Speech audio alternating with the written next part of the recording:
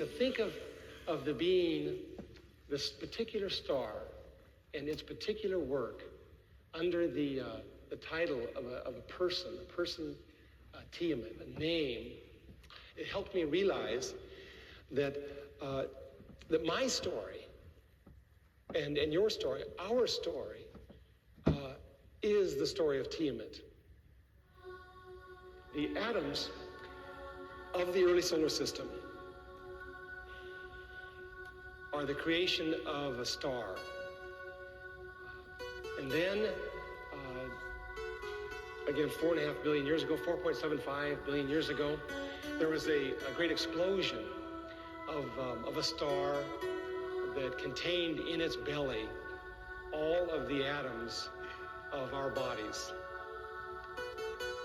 The event of that supernova explosion, it has to be understood as one of the great moments of our lives. Mars, Jupiter, Earth, Venus, all of the planets of our solar system are composed of the same materials. All of them came out of Tiamat. All of them are permeated with the same dynamics. And yet Earth blossoms in this amazing, revelatory event. And what's the difference? The only difference is that Earth is a balanced turbulence. Mars loses it to rigidity. Jupiter loses it to chaos. By remaining in a turbulent, a balanced state, the creative development continues. I like to think of this as an image for the human. What it means to be human. It isn't that we want a stasis or some kind of benign and dull safety. It's more that we want to continue and activate further the ongoing creativity of the universe.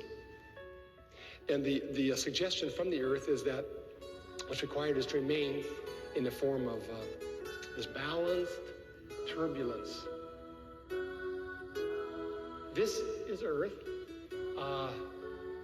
lava, molten rock. It's involved with mysterious powers, certainly, but here it is before your eyes, and you just leave it alone, and it turns into this.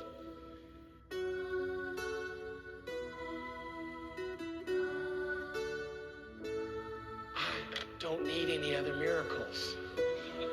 I'm stunned forever by this. Thank you.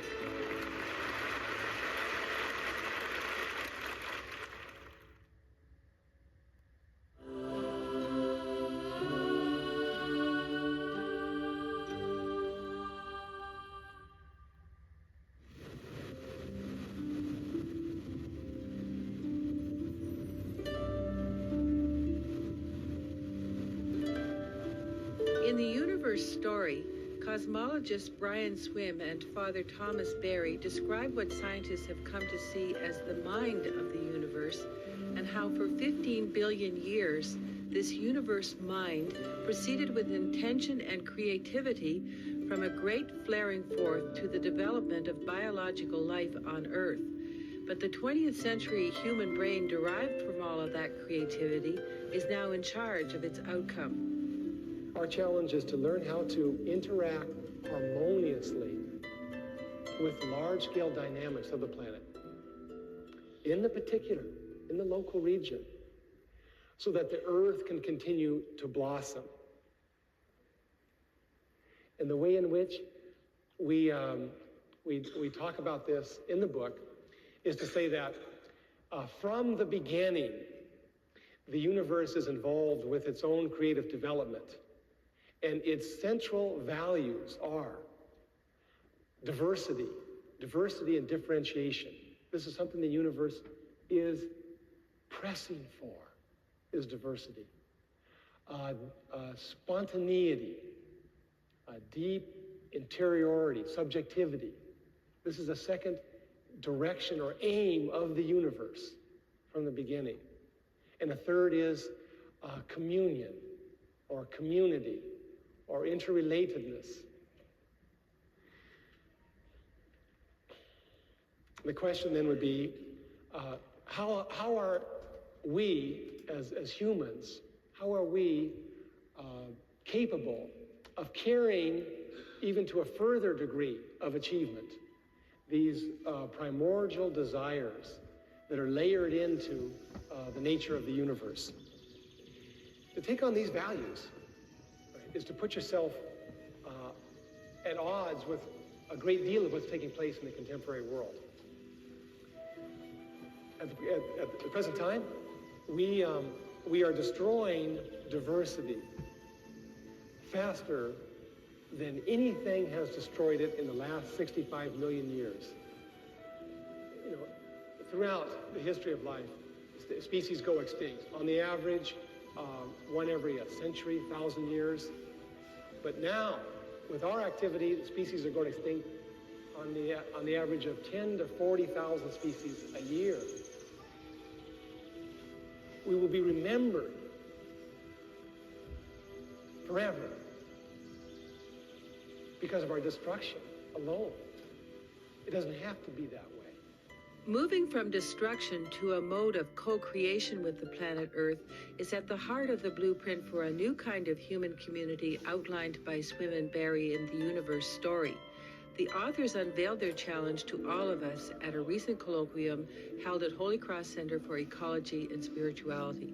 The indications at the close of the 20th century are that we must now enter into a new geobiological as well as a human cultural period that we refer to as the Ecozoic era.